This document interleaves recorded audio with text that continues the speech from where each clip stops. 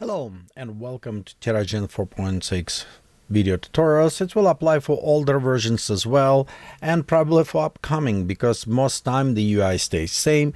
What is different is just new additions or something you may be missing. I'm working on the Terragen 4 professional versions, which is included all options. If you want some different versions, they may miss it, and primarily if you work with the free version, some of this won't be available. However, you'll notice this, they just will gray out for you, and also it will give you at least some understanding what they can do and make your decision if you want to upgrade or you're okay with free versions. So we'll start right now going to our edit preferences. So this is preferences for our applications. Let's go look through all of this, what we have it. And you'll notice first we have it startup. It's what's happening when you start applications. You can preload already generated file, or you can have it default. For example, if we preload default, you can notice right here we have it our preset terrain as on the middle. We also have our area simplify, kind of flatten area. It's very good for the startup, but maybe if you don't like it, if you would like to create like lake on the middle or other things, you can save this project and preload it from that file, so you'll have it already your own preset. It's nice for the customizations. However, in most of our videos I will use it just default preset as effect. Okay, so we'll also have it override automatic core detection. You can see right here I have it 16 core processor. If you have it more or less, or you want dedicate power, don't use it all of them at a time, you can actually override and have it how many you want to use it. So let's go ahead to animation. So you can see right here it's have it main window animation button parameters or showing it's where you want to do. We'll look on those windows soon in another applications, but here you can set up assets.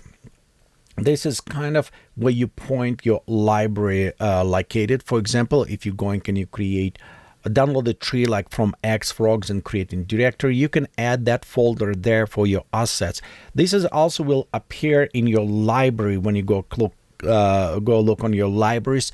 Your assets will be appear there as well, but here you can also specify some directories. Personally, I usually set up them not on my main drive, my C drive. I set up them on my D, E, F, some other ones drives, so they can work between different applications and just separate my assets and my project from my main OS drive. Okay, we have it also file savings, and here a couple of suggestions I will recommend. I will recommend to enable always save file incrementally, so you just add numbers and you will have it multiple. If you don't need it, you can go delete it them, but it does not override. It's kind of nice keeping history as well. Save it format right now it's TF8. It's a uncompressed nice, but I do like go more towards 16-bit uncompressed TF because it is provide wider dynamic range on the luminosity levels, which is have it better without step fringing or this, kind of like steps in the image. So I like this better quality, and I always can go from higher to lower quality, and it's much harder to go from lower to higher. Okay, next we have it customized default path. This is where you specify your project located. You can set up them or leave it default for the tutorials. Again, most of the settings I will leave it as default, except if I specifically let you know, like, or they won't affect our view. For example, save incrementally and save render format. So this is way. Okay, general right here by the default shows special tooltips, and I like to leave it this on at least till you're learning application. What's happening when you go mouse over, you can see right here it's pop up tooltip. It's telling you what the button can do and other things. That is a great way to learn, and I usually leave it them. If they become annoying and you think you know very well, you can always come back here and disable them.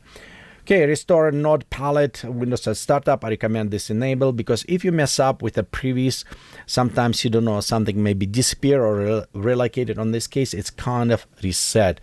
Same show warnings Windows by default, that is enabled. Input settings, this is going to your mouse settings. Universal, it is going whatever you're using. However, if you use the one button mouse, you can switch this 2 or 3. Universal will include also scroll button, and I'm using cursor, I don't remember, but it's a bunch of buttons on this, but mostly I'm using just only 3, a left, right, middle button also as a scroll wheel, so I can use it as a zoom. And you can of course customize your bindings if you need it, in this case for your key or other things. By default, again in these videos, we'll leave it everything default right here. Interface colors, they do help sometimes change if you find it's hard to see it or you need higher contrast other things. You can go right here and change all this information. Libraries, this is automatically will add elements you may create to your library, and you can see right here you have your library, which we'll address a little bit later. And you can add whatever you're creating in your assets, like high field, specific object, terrain, project. It can be automatically assigned them. It's not bad when you work on a large project and you may create it like from high field mountain, and you want to use this in another project or available for them, so you can create here as well. I've done before, for example, when I go and create faraway planets, because in Terragen, what is cool, you have one terrain, but you can create multiple terrains, those, and you can create them as a small or different planet, distance planet, literally, where you can travel and actually look. It's a very interesting application. But what's done with this, I create those planets and I save them as an asset. So in the future, when I need to create Saturn local planet, I can just download it without wasting my time to recreating what already was done. Okay, navigation. Here you have a navigation panel you can open separately, and this is just help you to navigate your scenery. If you notice, you have a one window preview, so sometimes if you work just as default view, it could be a little bit harder. So you can actually go ahead and change some of this preview and navigations. Network view, same, it's a preview of connections. We'll leave it this as default. In render, a couple things I just want to point to you. On the render completion, you can beep or do nothing. If you have a long render or you run on the background or something and you want to know when the render is completed, you can enable beep. It just will be annoying noise making. Usually I do enable it, does not do anything. It just inform you when it's done. However, you may leave it as disabled. Stop screensaver and sleep while rendering. It is depend on your machine. Some machine will go sleep. For example, I have some computer where policies enforce it and it's going sleep. By enable this, it prevents some of those policies, so machine never goes sleep. The render does not stop. As well, some screensaver will utilize heavily on GPU, and you might be minimize this. So it depends on this. You can enable, but remember, if you enable stop screensaver and sleep while this, it means your computer screen will be on. It will does not go sleep mode or turn it off or other thing. Just keep it in mind. This is active only when your application is working and rendering. Okay, next, automatically save all render. I highly recommend enable this. Several times you may be render, and if it's a long render, you leave it alone, you went somewhere else. And if you have a beautiful Windows OS machine, which is sometimes decide on its own restarting, so then your all render work may be lost. If you enable automatically save all renders, it just will save it, and if you don't need it, delete it. Just remove it. Okay, and software update. Here we have our updates for the latest versions. You need to be on maintenance program to accept all these new updates, or after you purchase application yearly. Also, if you're on a subscriptions, this will notify and automatically update it, so you don't need to worry about this. Usually it will also automatically update. It's mean when you start your application, so we'll go check if new versions available. It's let you know. If you don't want any communications through the network, you can always disable this. On this case, it won't make any request to the network. This is all about preference right now.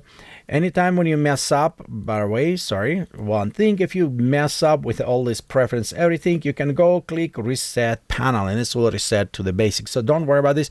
Go experiment with this. Help just learning ways if you're not yet familiar, but general, it's very simple, very easy to navigate.